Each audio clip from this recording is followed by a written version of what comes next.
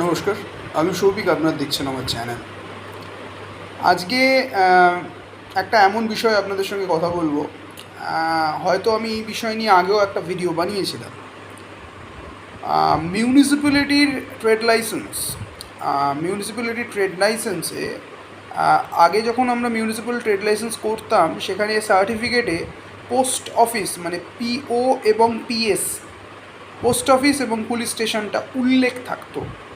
এখন কিন্তু যদি সার্টিফিকেট আপনারা ট্রেড লাইসেন্সে অ্যাপ্লাই করার পর যে প্রসেসে আপনারা অ্যাপ্লাই করবেন, ই ডিস্ট্রিক্টের 2.0-তে গিয়ে আপনারা এরকম ভিডিও পাবেন, যেখানে কিভাবে প্রসেস দেখিয়েছে, কিভাবে আপনি নতুন ট্রেড লাইসেন্স করবেন বা রিনিউয়াল করবেন।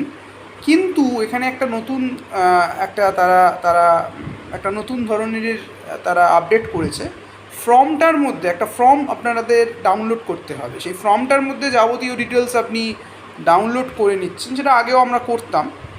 এখন সার্টিফিকেটে কিন্তু পোস্ট অফিস এবং পিএস উল্লেখ হচ্ছে না। এটা ঘাবড়াবেন না, এটা নিয়ে কোনো অসুবিধা হবে না। অনেক সময় এরকমও দেখা গেছে যে কেন হলো না, এই নিয়ে আপনি হয়তো কোনো কারুর মানে কোনো আপনার যে ক্লায়েন্ট আছে তার থেকে কিছু পারিশ্রমিক নিয়ে কাজটা করছেন, সে এসে আবার পরে আপনাকে বলল, এ বাবা আগে তো আমার এটা ছিল, এখন কেন নেই।